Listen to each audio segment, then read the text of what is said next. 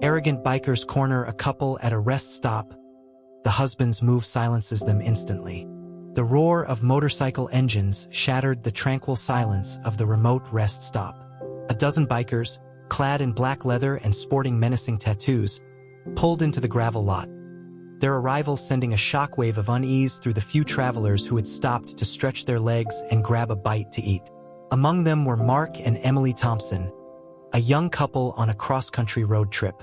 They had been married for just over a year, and this journey was meant to be a celebration of their love and commitment. But as the bikers dismounted their Harleys and began to swagger towards the small convenience store, an ominous feeling crept over them.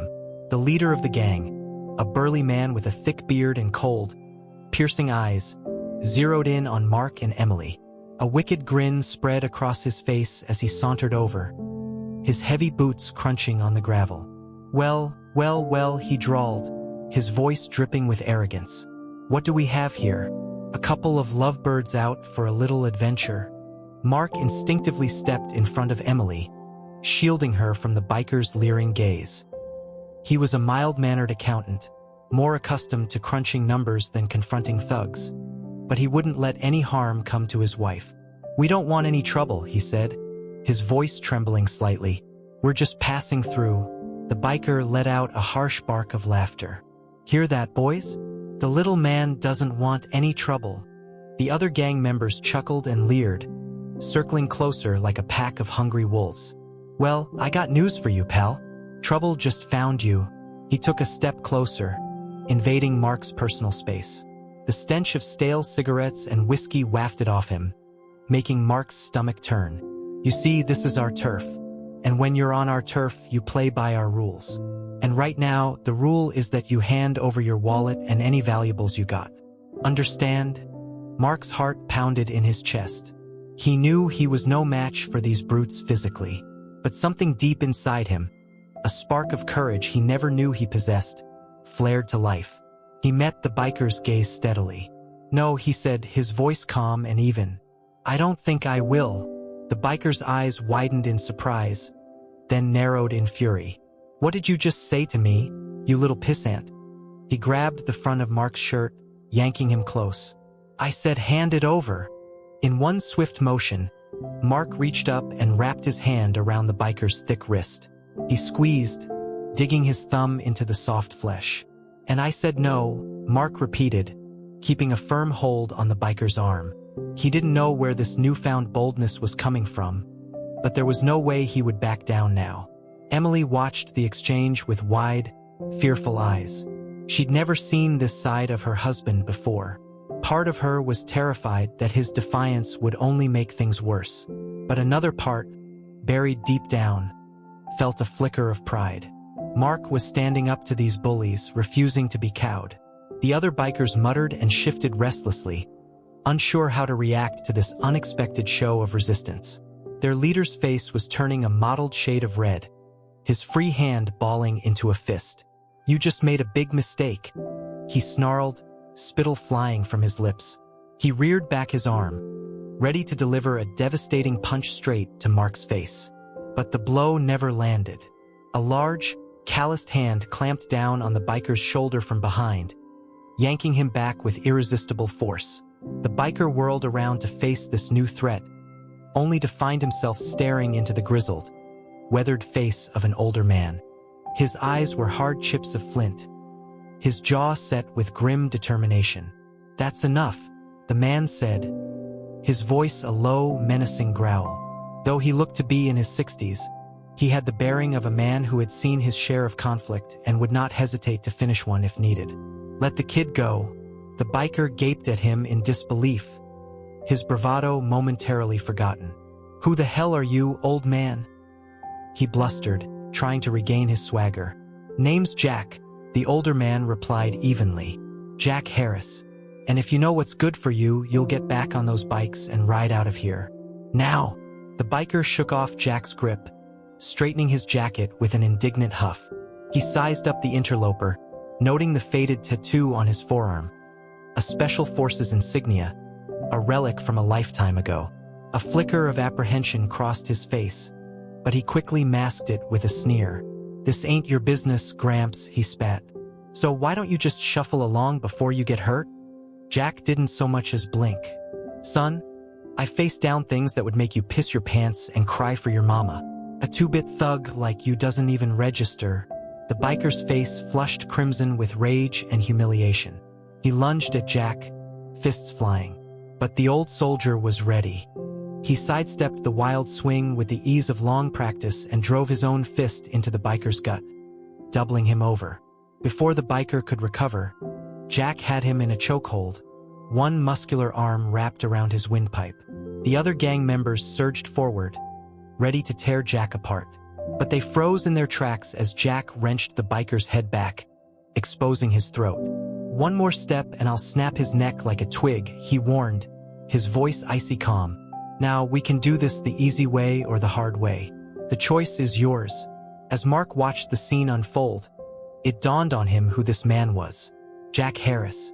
The name stirred a memory from his childhood, tales his father used to tell about his time in the army. Jack Harris had been a legend, a fearless warrior who always stood up for what was right, no matter the cost. He was a symbol of true strength, the kind that came from unwavering principles and a steadfast moral compass. The bikers glanced at each other uncertainly, their earlier cockiness evaporating in the face of Jack's steely resolve. Slowly, grudgingly, they began to back away, slinking towards their bikes like whipped dogs. Jack released his captive with a contemptuous shove. The biker stumbled away, gasping and rubbing his throat. He shot a venomous glare over his shoulder, but there was fear in his eyes now, the knowledge that he had badly underestimated his opponent. "Get out of here," Jack commanded, his gaze sweeping over the assembled bikers.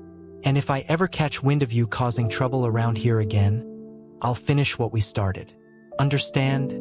The bikers mounted their Harleys without a word and roared off into the distance, the sound of their engines fading into the empty desert air. Jack watched them go, his face impassive.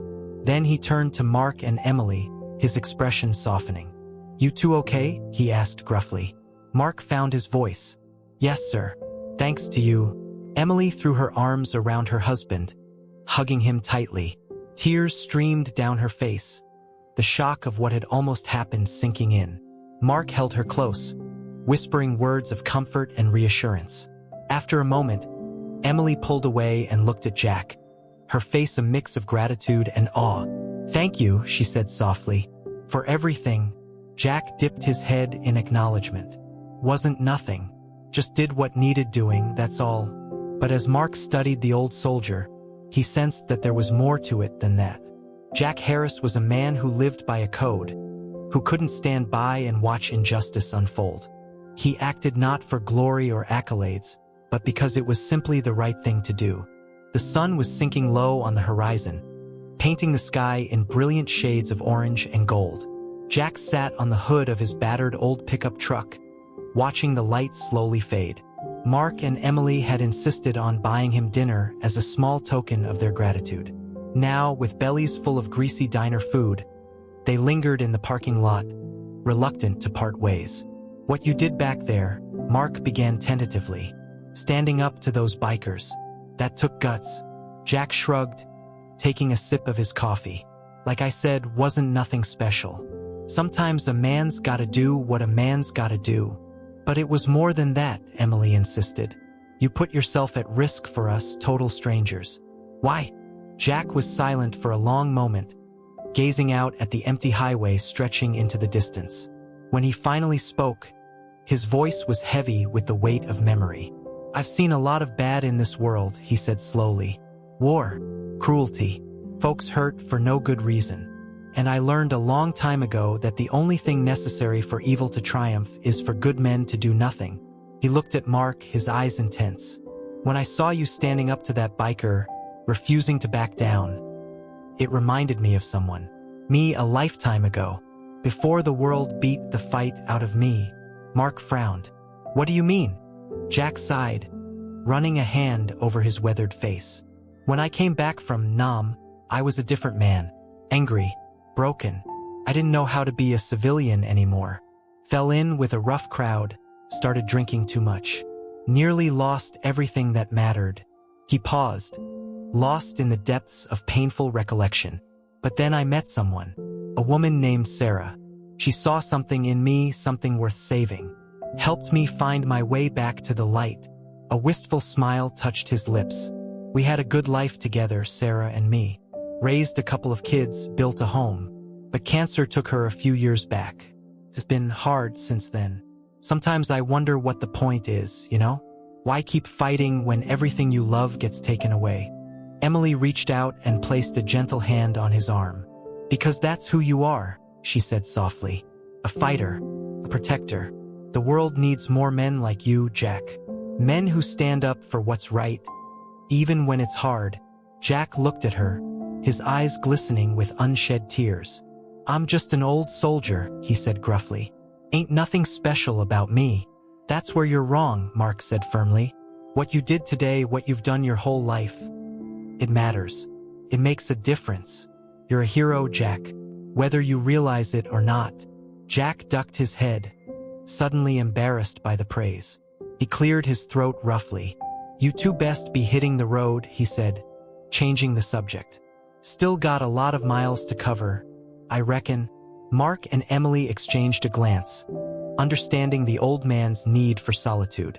They said their goodbyes, hugging Jack tightly and extracting a promise to keep in touch. As they drove away, the taillights of their car fading into the distance, Jack sat on the hood of his truck and watched the stars slowly emerge in the darkening sky. He thought about the young couple, about the love and devotion he'd seen in their eyes.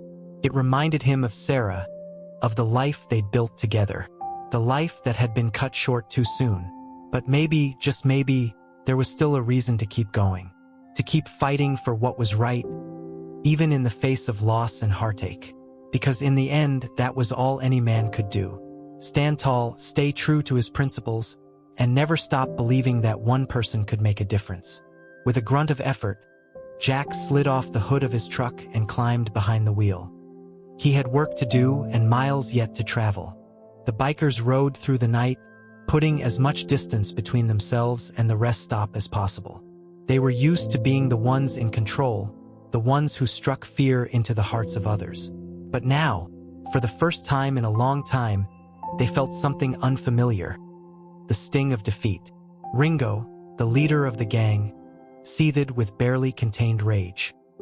He had been humiliated, brought low by some old man and a sniveling weakling. It was intolerable. He vowed to himself that he would have his revenge, one way or another. As dawn broke over the horizon, the gang pulled into a rundown motel on the outskirts of a small town. They needed to regroup, to lick their wounds and plan their next move. Ringo barked orders at his men, sending them scurrying to secure rooms and scrounge up some food. In the dingy confines of his room, Ringo paced back and forth like a caged animal. His mind raced with dark thoughts, fantasies of violence and retribution. He couldn't let this slight go unanswered.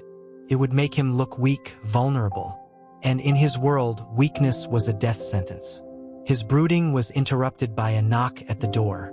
It was his lieutenant, a wiry man with a face like a ferret.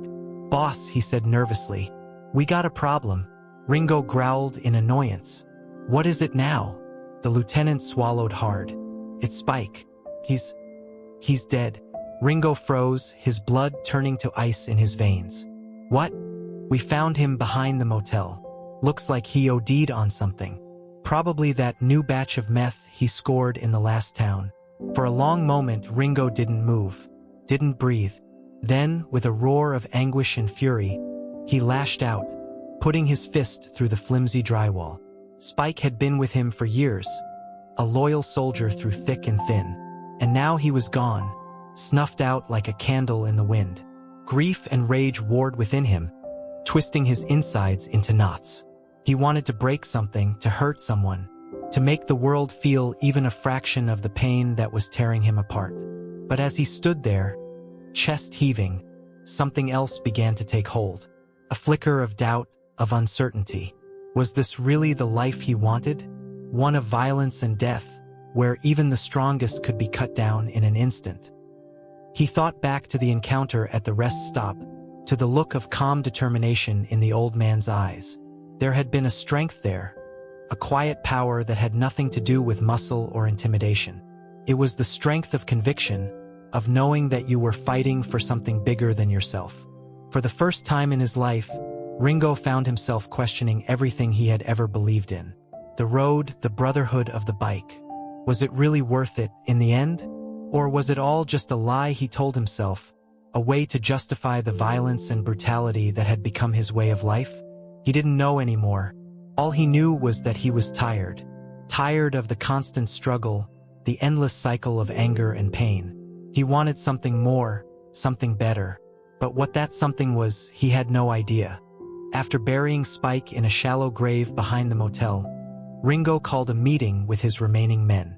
They gathered in the parking lot, their faces grim and uncertain. They could sense the change in their leader, the doubt and confusion that now plagued him. Ringo looked out at his ragtag band of brothers, men he had fought and bled with for years. He knew he owed them an explanation, a reason for the sudden shift in his demeanor. "Listen up," he said, his voice rough with emotion. "What happened back at that rest stop? It's got me thinking about the life we lead, the choices we make. And I gotta be honest with you, I'm not sure this is the right path anymore." There was a murmur of surprise and unease among the men. They had followed Ringo for years, trusted in his leadership and his vision. To hear him express doubt was unsettling, to say the least. But Ringo pressed on, determined to say his piece. "I know we've all had it tough. Life ain't been kind to any of us. But that don't mean we gotta let it turn us into animals. There's gotta be a better way. A way to live with some kind of, I don't know, honor, I guess." He paused, searching for the right words. "When we went up against that old man, I saw something in him. Something I ain't never seen before. He had a code, a set of principles he lived by. And it made him strong, in a way that had nothing to do with muscle or guns." Ringo looked around at his men, his eyes pleading for understanding. "I want that kind of strength, boys. I want to be the kind of man who stands for something, who makes a difference in this world. And I don't think I can do that if we keep going down this road." There was a long, heavy silence. The men shifted uneasily, glancing at each other with a mix of confusion and apprehension. Finally, one of them spoke up. It was Gator, a grizzled veteran who had been with the gang almost as long as Ringo. "Boss," he said slowly, "I hear what you're saying, and I respect it. But this life, it's all we know. It's who we are. You really think we can just walk away from that?" Ringo met his gaze steadily. "I don't know," he admitted, "but I do know that we gotta try. Because if we don't, we're gonna end up like Spike. Dead in a ditch somewhere, with nothing to show for our lives but a trail of broken bones and broken promises." He stepped forward, his voice rising with conviction. "We've all made mistakes, done things we ain't proud of. But that don't mean we can't change. It don't mean we can't be better than what the world expects of us." Ringo looked at each of his men in turn, his eyes blazing with a new kind of fire. "So I'm asking you here and now, are you with me? Are you willing to take a chance on something different? Something more?" There was a moment of tense, breathless silence. Then, one by one, the men began to nod. They stepped forward, clasping Ringo's hand, clapping him on the shoulder. They were with him, come what may.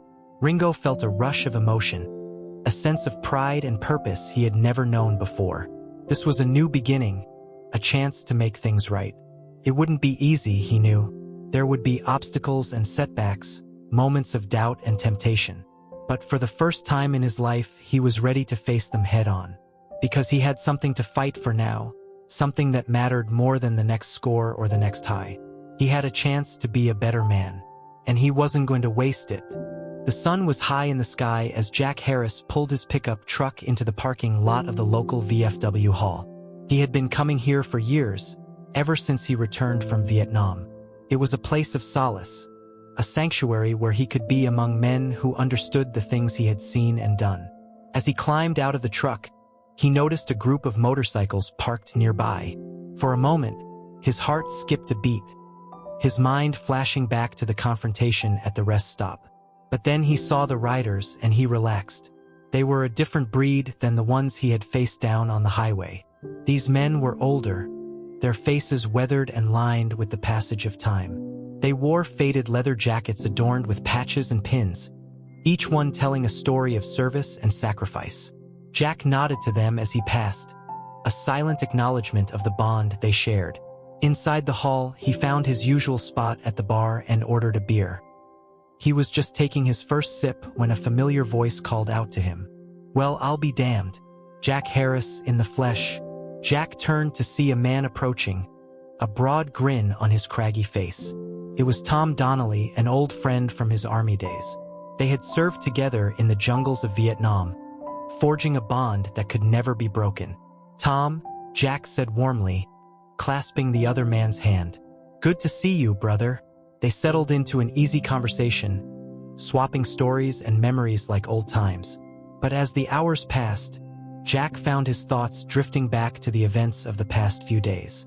The encounter with the bikers, the young couple he had helped. It all weighed heavily on his mind. Tom must have sensed his preoccupation, because he leaned in close, his voice low and serious. "Something on your mind, Jack?" Jack hesitated, unsure of how to put his thoughts into words. But Tom was a man who understood the value of plain speaking, so he decided to lay it all out. "I ran into some trouble the other day," he said slowly. "Bunch of bikers causing problems for a young couple. I stepped in, put a stop to it. But it got me thinking." He trailed off, staring into the depths of his beer. Tom waited patiently, knowing that his friend would continue when he was ready. "I'm an old man, Tom," Jack said finally. "I've seen my share of fighting, more than any man should. And I'm tired. Tired of the violence, the anger. I want to make a difference. But sometimes I wonder if it's too late for me." Tom was silent for a long moment, considering his words carefully. When he spoke, his voice was gentle but firm. "It's never too late, Jack," he said. "You're a good man with a good heart. And as long as you've got breath in your body, you've got the power to make a change. To be the kind of man you want to be." Jack looked up, meeting his friend's steady gaze. "You really believe that?" "I know it," Tom said with conviction. "Because I've seen it. In you, in the men we served with. We've all got darkness inside us, Jack. But we've got light too. And it's up to us to decide which one we're gonna let shine through." Jack felt a surge of emotion, a sense of gratitude and humility. He had come here seeking solace, but he had found something more. A reminder of who he was and who he could still be. "Thank you, Tom," he said softly. "For everything." Tom clapped him on the shoulder, a gesture of brotherhood and understanding. "Anytime, Jack. Anytime." Months had passed since the fateful encounter at the rest stop. Life had moved on as it always did. But for those involved, the ripples of that day continued to spread, changing lives in ways both big and small. For Mark and Emily, it had been a turning point. The experience had brought them closer together, forging a bond that could weather any storm. They had returned to their lives with a new sense of purpose, a determination to make the most of every moment. They volunteered at local charities, using their skills and resources to help those in need. They spoke out against injustice and cruelty, standing up for what they believed in with the same quiet strength that Jack Harris had shown them. And when they welcomed their first child into the world, a beautiful baby girl with Emily's eyes and Mark's smile, they knew that they had been given the greatest gift of all, a chance to shape the future, to raise a new generation with love and compassion and courage. For Ringo and his men, the path forward had been harder. They had walked away from the only life they had ever known, turning their backs on the violence and chaos that had defined them for so long. It wasn't easy starting over from scratch. There were times when the old urges resurfaced, when the lure of the open road and the thrill of the fight called to them like a siren song. But they persevered, leaning on each other for strength and support. They found honest work, building houses and fixing cars and tending bar. They made amends where they could, seeking forgiveness from those they had wronged. And slowly, day by day, they began to change. The hard edges softened, the anger and bitterness fading away. They learned to laugh again, to love and be loved in return. They found a new kind of brotherhood, one based on mutual respect and understanding rather than fear and intimidation. For Jack Harris, life went on much as it always had. He continued to serve his community, lending a helping hand wherever it was needed. He became a mentor to young veterans, sharing the wisdom and experience he had gained over a lifetime of service. And every now and then, when the world seemed dark and the burdens too heavy to bear, he would think back to that day at the rest stop, to the young couple who had reminded him of the power of love and courage, and the bikers who had shown him that even the most hardened hearts could change. It gave him hope, a sense that there was still goodness in the world, still a reason to keep fighting. And so he did, one day at a time, one small act of kindness at a time, because in the end, that was all any of them could do. To live each day with purpose and integrity, to strive to be better than they were the day before, to stand tall in the face of adversity, and to never stop believing in the power of the human spirit.